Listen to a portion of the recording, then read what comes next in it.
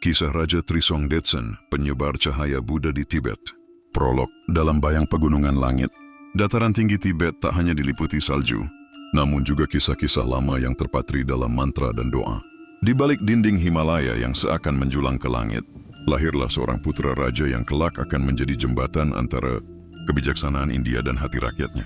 Ia adalah Trisong Detsen, raja dari dinasti Yarlung, pewaris mahkota yang bukan hanya membawa kejayaan duniawi, melainkan juga cahaya Dharma ke negerinya yang sunyi dan tertutup. Ia dilahirkan dalam langit bersih. Ketika burung-burung langka terbang melingkar di atas istana dan embun suci turun tanpa suara, para peramal menyebut hari itu sebagai hari di mana langit mengisyaratkan kebijaksanaan turun ke bumi. Dalam bisikan di koridor istana, terdengar harapan besar bahwa anak ini akan mengubah nasib seluruh tanah salju. Babimalai, anak dari langit dan gunung. Trisong Detsen dilahirkan pada tahun 755 di istana kerajaan Yarlung, tidak jauh dari lembah suci Lhasa. Ayahandanya, Raja Meagtsom, adalah penguasa yang kuat, namun masih memuja dewa-dewi setempat dan makhluk gunung yang misterius. Tibet saat itu adalah negeri roh, mantra, dan kuasa alam. Sejak kecil Trisong sering menyelinap keluar istana, duduk di puncak bukit dan merenungi awan yang melintas di langit. Ia bertanya-tanya tentang makna hidup dan kematian, tentang apa yang membuat manusia menderita, dan mengapa kekuasaan tidak pernah membawa kedamaian abadi. Ia berbeda dari anak-anak bangsawan lainnya, yang senang berburu atau belajar strategi perang. Seorang peramal tua yang sangat dihormati pernah berkata kepada Permaisuri, "Ibunda Trisong, anak ini tidak akan menjadi raja yang biasa. Ia akan menaklukkan kegelapan bukan dengan pedang, tapi dengan kebijaksanaan yang lahir dari timur." Bab 2. Mahkota di usia muda. Saat Trisong Detsen berusia 20 tahun, ayahandanya wafat secara mendadak. Mahkota kerajaan pun diletakkan di atas kepalanya yang masih muda. Banyak bangsawan meragukan kemampuannya, tapi raja muda itu tak gentar. Ia mempelajari tata negara, strategi militer, hukum rakyat, serta sejarah nenek moyangnya. Namun hatinya tetap tertambat pada pertanyaan yang membakar. Jiwanya sejak kecil, apa makna sejati hidup dan kekuasaan? Ia merasa bahwa kekuasaan yang sejati adalah kuasa untuk mencerahkan, bukan menaklukkan. Di masa ini, ia mendengar kabar tentang ajaran Buddha dari India dan Nepal, tentang pencerahan, belas kasih, dan jalan untuk membebaskan diri dari penderitaan. Tapi di Tibet saat itu, pengaruh kepercayaan Bon yang kuat membuat ajaran Buddha dipandang asing dan bahkan berbahaya. Babri memanggil sang guru. Dengan keberanian seorang pemimpin sejati, Trisong Detsen mengutus duta ke India dan mengundang dua tokoh besar, Shantarakshita, seorang biksu agung dari Nalanda, dan kemudian Padmasambhava, seorang mahaguru tantra dari Odiana yang terkenal sebagai penakluk roh-roh jahat. Shantarakshita datang lebih dulu dan mulai mengajarkan dasar-dasar ajaran Buddha, 4 kebenaran mulia, jalan tengah, dan pentingnya meditasi serta sila.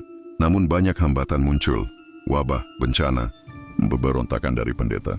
Bon, Shantarakshita pun menyarankan agar seorang guru yang memahami dunia roh dipanggil ke Tibet. Maka datanglah Padmasambhava dengan sorot mata tajam dan jubah berwarna darah dan emas. Ia melakukan ritual-ritual besar, menjinakkan roh-roh pegunungan, mendamaikan kekuatan lama dengan kebijaksanaan baru, dan menundukkan raja-raja roh yang menguasai tempat-tempat suci Tibet. Dalam legenda, disebutkan bahwa gunung pun tunduk padanya. Bab Charter Samya, kuil dari langit. Atas perintah Trisong Detsen dibangunlah biara Samya, biara agung pertama di Tibet, pada sekitar tahun 775. Biara ini dibangun menurut desain mandala kosmis, memadukan arsitektur India, Tiongkok, dan lokal Tibet. Biara ini menjadi lambang kemenangan cahaya atas kegelapan, simbol penyatuan Tibet dengan ajaran Buddha. Trisong Detsen sendiri meletakkan batu pertama pembangunan bersama Shantarakshita dan Padmasambhava. Dalam upacara peresmiannya, ia bersumpah akan menjadikan Tibet sebagai tanah Dharma. Bisa mengundang para penerjemah dari India dan Nepal, mendukung penerjemahan sutra-sutra Buddha ke dalam bahasa Tibet. Bahkan, ia mengadakan debat besar antara biksu Mahayana dari India dan Chan dari Tiongkok yang dimenangkan oleh kubu India. Dengan ini, Tibet pun mengikuti jalur Mahayana dan Vajrayana, bukan Chan. Babfi, raja yang melepaskan diri. Trisong Detsen tidak hanya raja, tetapi juga murid. Ia menerima ajaran rahasia dari Padmasambhava, berlatih tantra, meditasi dalam gua, dan menyendiri dari kemegahan istana. Ia bahkan menerima sumpah sebagai biksu rahasia, memakai nama Yeshe Rolpe. Ia menjalani kehidupan sederhana, menyumbangkan tanah bagi para biksu, dan mengirim utusan untuk mempelajari ajaran lebih lanjut ke India. yang mengawasi pembangunan biara-biara kecil hingga ke lembah-lembah terpencil. Namun ia tetap seorang raja.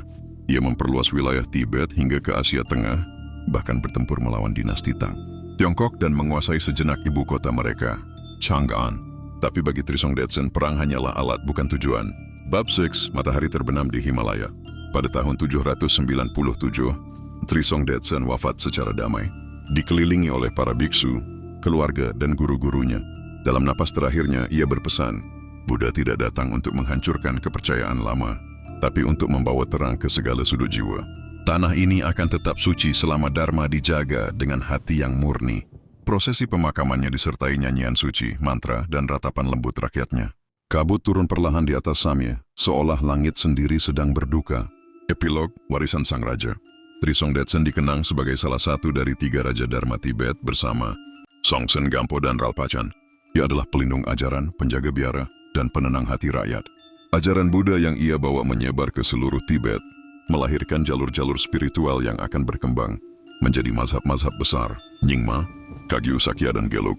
Dalam setiap biara Tibet, di setiap altar dan tangka, sosok Trisong Detsen hadir bukan sebagai raja biasa, tetapi sebagai pelindung Dharma. Dalam doa-doa malam, dalam desir angin Himalaya, dan dalam kilau cahaya mentega di pelita altar, namanya tetap diucap dengan hormat dan syukur.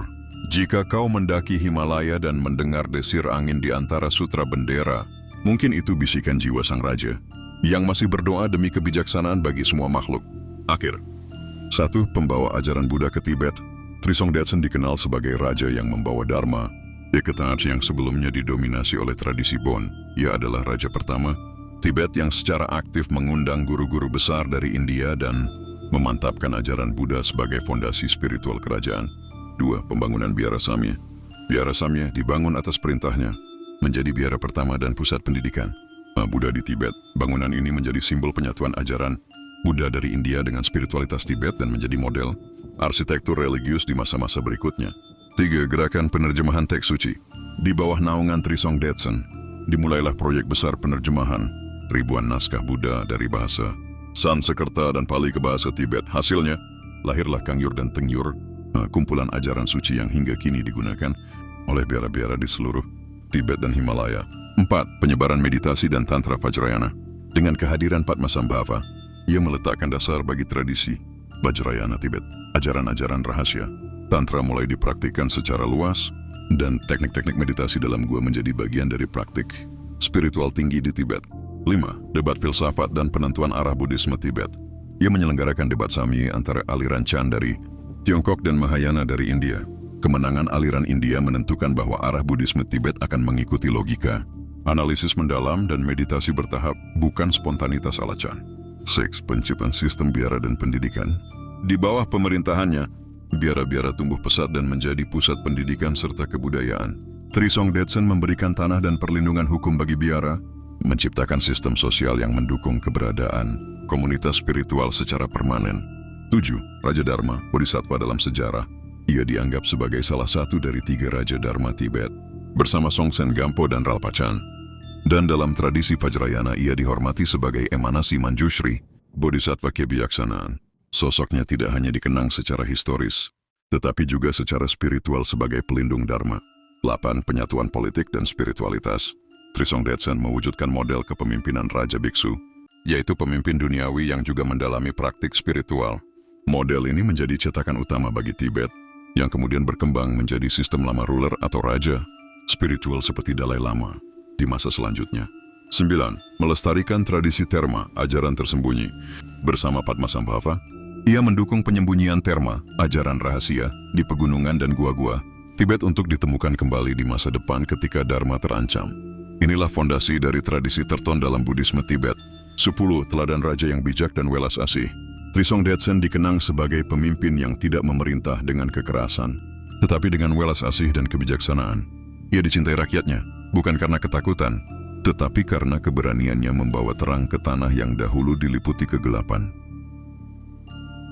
Padmasambhava bukanlah seorang dot penyihir bagiku, tetapi seorang dot pemutus rantai kebodohan. Dan aku, meskipun duduk di singgasana emas, adalah muridnya yang duduk bersila dalam kerendahan hati. Ketika pertama kali aku membuka pintu bagi guru dari tanah India, aku bukan hanya mengundang manusia, melainkan mengundang cahaya yang akan menghapus 1000 musim gelap dari pegunungan dan jiwa rakyatku.